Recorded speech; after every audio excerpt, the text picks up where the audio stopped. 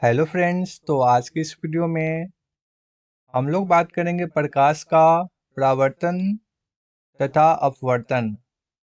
विषय हमारा विज्ञान है और वर्ग यानी कि क्लास हमारा 10th और चैप्टर नंबर 1।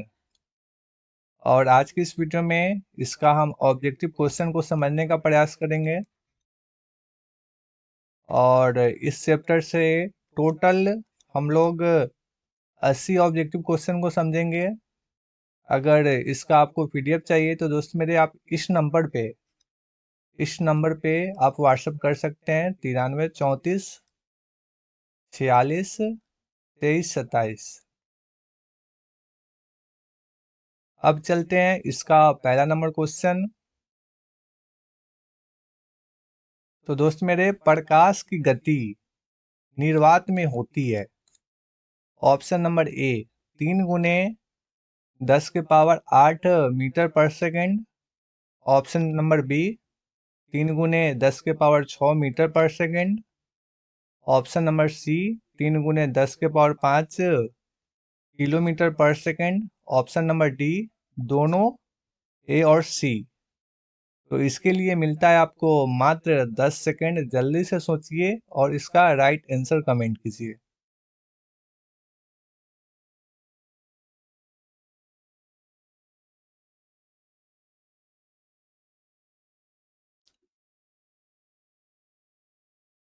तो दोस्त मेरे इसका जो राइट आंसर होगा वो हो जाएगा आपका ऑप्शन नंबर डी, कैसे। तो दोस्त मेरे आपको ये पता होगा कि प्रकाश की गति निर्वात में या वायु में या वायु में 3 × 10⁸ मीटर पर सेकेंड होता है। और यहाँ पर ये वाला ऑप्शन नंबर सी कैसे। तो दोस्त मेरे इसको लिख सकते हैं 3 × 10⁵ और किलोमीटर के जगह पे दोस्त मेरे लिख सकते हैं 1000 मीटर पर सेकेंड। कैसे? क्योंकि 1 किलोमीटर बराबर होता है हमारा 1000 मीटर, इसलिए इसके जगह पे इतना लिख सकते हैं। उसके बाद इसको लिख सकते हैं 10⁻³ और मीटर पर सेकेंड। उसके बाद जब गुना करेंगे तो दोस्त मेरे ये हमारा आपस में जुड़ जाएगा और हो जाएगा 3 × 10⁸ मीटर पर सेकेंड। इसलिए इसका जो राइट आंसर होगा वो हो जाएगा आपका ऑप्शन नंबर डी। अब चलते हैं दूसरा क्वेश्चन की ओर।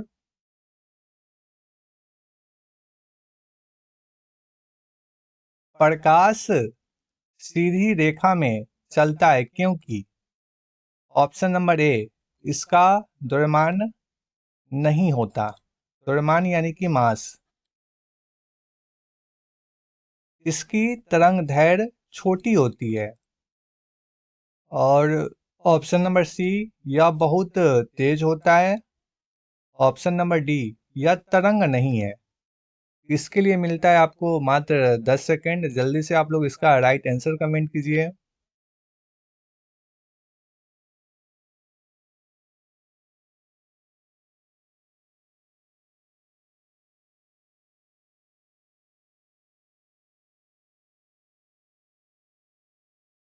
तो दोस्त मेरे इसका जो राइट आंसर होगा वो हो जाएगा आपका ऑप्शन नंबर बी। इसकी तरंग दैर्घ्य छोटी होती है, यानी कि ऑप्शन नंबर बी। अब चलते हैं तीसरा क्वेश्चन की ओर। जब प्रकाश किसी चमकीली सतह से टकराता है तो वह ऑप्शन नंबर ए अवशोषित होता है। ऑप्शन नंबर बी परावर्तित होता है। ऑप्शन नंबर सी अपवर्तित होता है। यहाँ पर दोस्त मेरे आपका परावर्तित है और यहाँ पर आपका अपवर्तित होता है। ऑप्शन नंबर डी नष्ट हो जाता है। इसके लिए मिलता है आपको मात्र 10 सेकेंड। जल्दी से सोचिए और इसका राइट आंसर कमेंट कीजिए।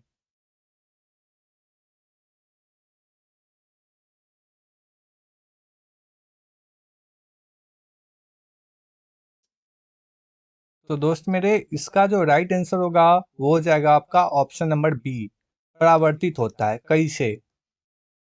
ये हमारा सूर्य यानी कि सन है, और यहाँ से हमारा प्रकाश आ रहा है। उसके बाद यहाँ पर चमकीली सतह यानी कि दर्पण रखा हुआ है, ठीक है।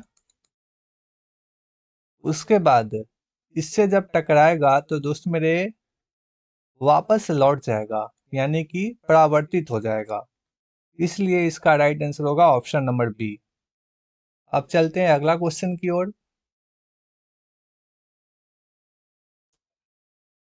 परावर्तन के कितने नियम होते हैं?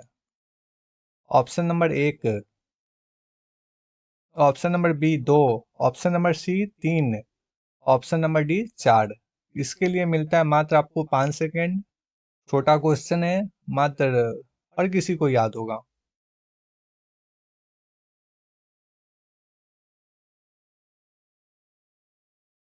तो दोस्त मेरे, इसका जो राइट आंसर होगा वो हो जाएगा आपका ऑप्शन नंबर बी।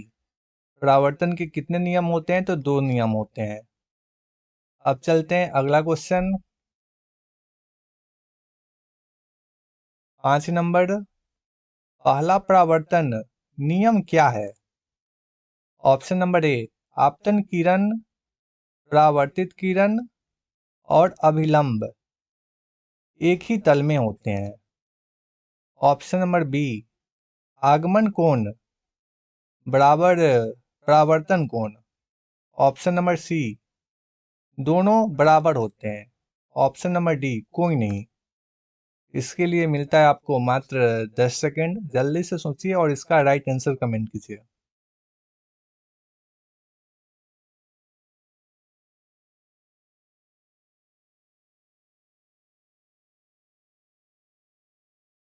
तो दोस्त मेरे, इसका जो राइट आंसर होगा वो हो जाएगा आपका ऑप्शन नंबर ए, यानी कि आपतन किरण, परावर्तित किरण और अभिलंब एक ही तल में होते हैं, यानी कि ऑप्शन नंबर ए। अब चलते हैं इसका छठा नंबर क्वेश्चन। छठा नंबर क्वेश्चन, दूसरा परावर्तन नियम क्या है? ऑप्शन नंबर ए, आगमन कोण बराबर परावर्तन कोण। ऑप्शन नंबर बी, आई बड़ा होता है आर से। ऑप्शन नंबर सी, आई छोटा होता है आर से। ऑप्शन नंबर डी, आई बराबर नहीं होता है आर से। इसके लिए मिलता है आपको मात्र 10 सेकेंड। जल्दी से सोचिए और इसका राइट आंसर कमेंट कीजिए।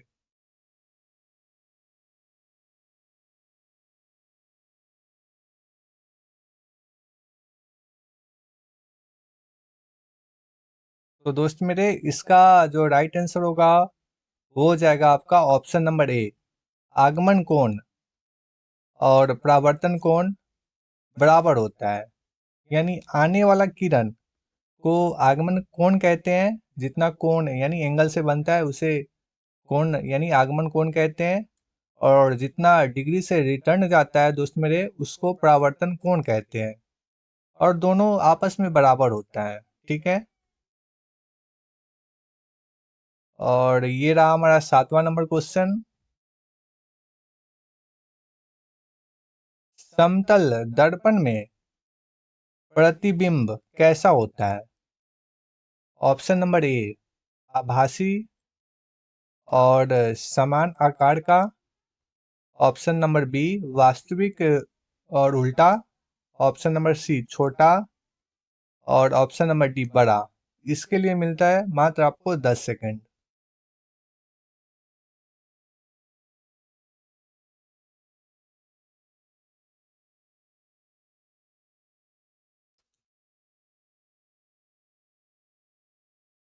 तो दोस्त मेरे, इसका जो राइट आंसर होगा वो हो जाएगा आपका ऑप्शन नंबर ए, कैसे?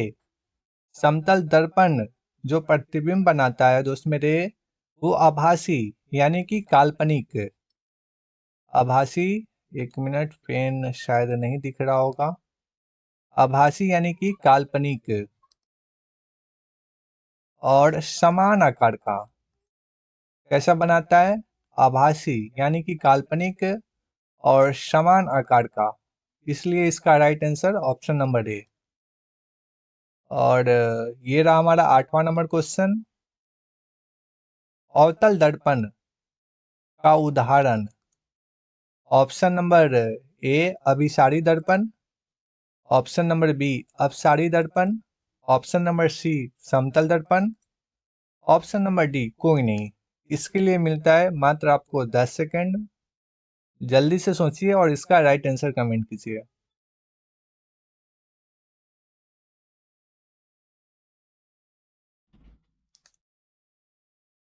तो दोस्त मेरे, इसका जो राइट आंसर होगा वो हो जाएगा आपका ऑप्शन नंबर ए, यानी कि अभिसारी दर्पण। अवतल दर्पण का उदाहरण कौन सा है? तो अभिसारी दर्पण यानी कि ऑप्शन नंबर ए। उसके बाद ये रहा हमारा 9 नंबर क्वेश्चन। उत्तल दर्पण का उदाहरण है। ऑप्शन नंबर ए अभिसारी दर्पण, और ऑप्शन नंबर बी अपसारी दर्पण, ऑप्शन सी समतल दर्पण, ऑप्शन डी पारदर्शी दर्पण। इसके लिए मिलता है दोस्त मेरे आपको 10 सेकंड। जल्दी से सोचिए और इसका राइट आंसर कमेंट कीजिए। उत्तल दर्पण का उदाहरण कौन सा दर्पण होता है? जल्दी से।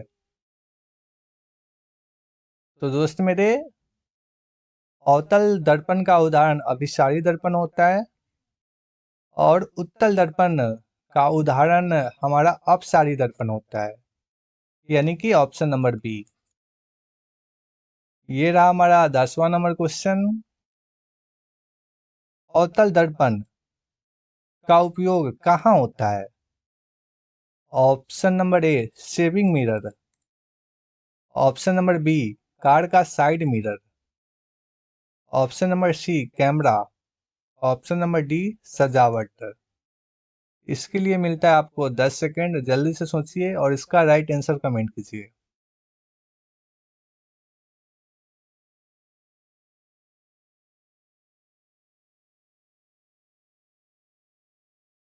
तो दोस्त मेरे, इसका जो राइट आंसर होगा वो हो जाएगा आपका शेविंग मिरर, यानी कि ऑप्शन नंबर ए। इसको दोस्त मेरे हजामती दर्पण भी कहते हैं। हजामती दर्पण या या दाढ़ी दाढ़ी बनाने में भी हम लोग अवतल दर्पण का ही उपयोग करते हैं। ठीक है।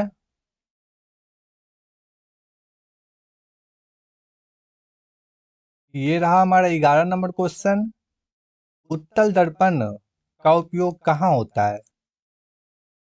ऑप्शन नंबर ए वाहन के पीछे देखने में, ऑप्शन नंबर बी हेडलाइट में, ऑप्शन नंबर सी कैमरे में, ऑप्शन नंबर डी लेंस में। इसके लिए मिलता है दोस्त मेरे आपको 10 सेकंड। जल्दी से सोचिए और इसका राइट आंसर कमेंट कीजिए।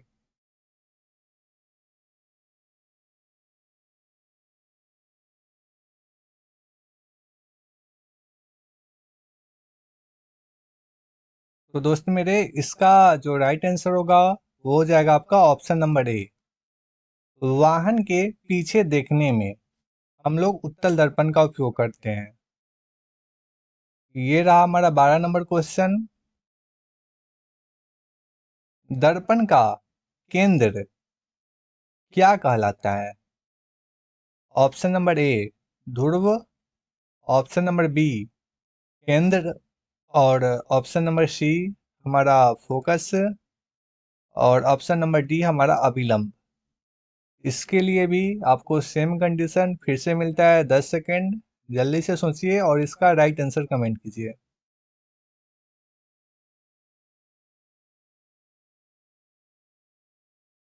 तो दोस्त मेरे, इसका जो राइट आंसर होगा वो हो जाएगा आपका ऑप्शन नंबर ए। यानी दर्पण का केंद्र क्या कहलाता है? तो दोस्त मेरे, ध्रुव यानी कि पोल, पोल कहलाता है, जिसको आप लोग पी से भी दर्शाते हैं। यानी कि दर्पण का केंद्र क्या कहलाता है? तो ध्रुव, जिसको आप लोग पोल इंग्लिश में, और इसको दर्शाते हैं पी से। और ये रहा हमारा 13 नंबर क्वेश्चन। वक्रता केंद्र कहाँ होता है?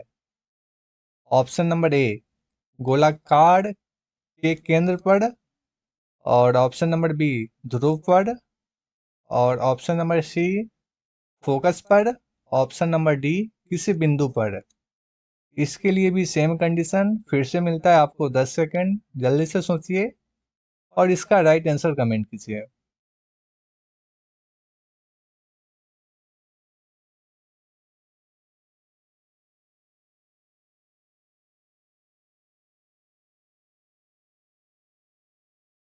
तो दोस्त मेरे, इसका जो राइट आंसर होगा वो हो जाएगा आपका ऑप्शन नंबर ए, यानी कि गोलाकार के केंद्र पर, और जिसको क्या बोलते हैं, वक्रता केंद्र।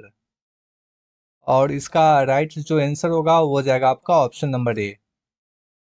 अब चलते हैं अगला क्वेश्चन। 14 नंबर हमारा क्वेश्चन। फोकस दूरी यानी कि फोकल लेंथ का प्रतीक है। Option number A, small F.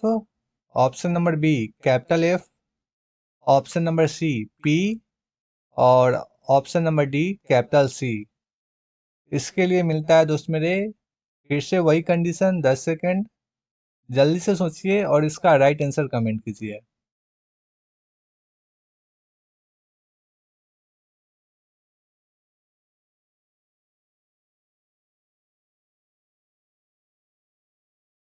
तो दोस्त मेरे, इसका जो राइट आंसर होगा वो हो जाएगा आपका ऑप्शन नंबर ए, यानी कि स्मॉल एफ।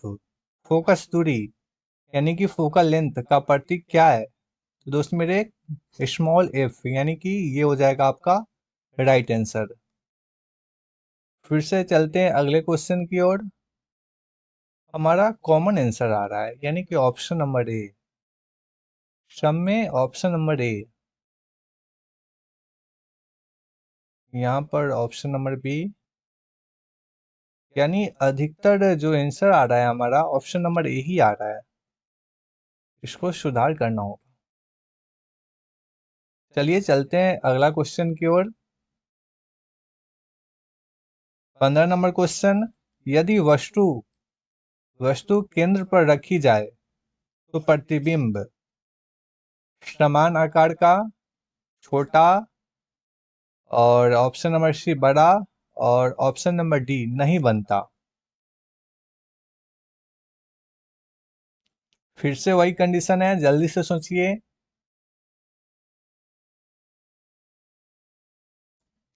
जल्दी से सोचिए। यदि वस्तु केंद्र पर रखी जाए तो प्रतिबिंब, तो दोस्त मेरे, प्रतिबिंब कैसा बनता है? तो समान आकार का बनता है, यानी कि ऑप्शन नंबर ए। सब में आपका ऑप्शन नंबर ए ही आ रहा है, कॉमन है। और ये रहा 16 नंबर। यदि वस्तु फोकस पर रखी हो तो प्रतिबिंब कैसा बनेगा? ऑप्शन नंबर ए, अनंत पर बनता है। ऑप्शन नंबर बी, छोटा। ऑप्शन नंबर सी, उल्टा। और ऑप्शन नंबर डी, आभासी। इसका राइट आंसर कमेंट कीजिए आप लोग।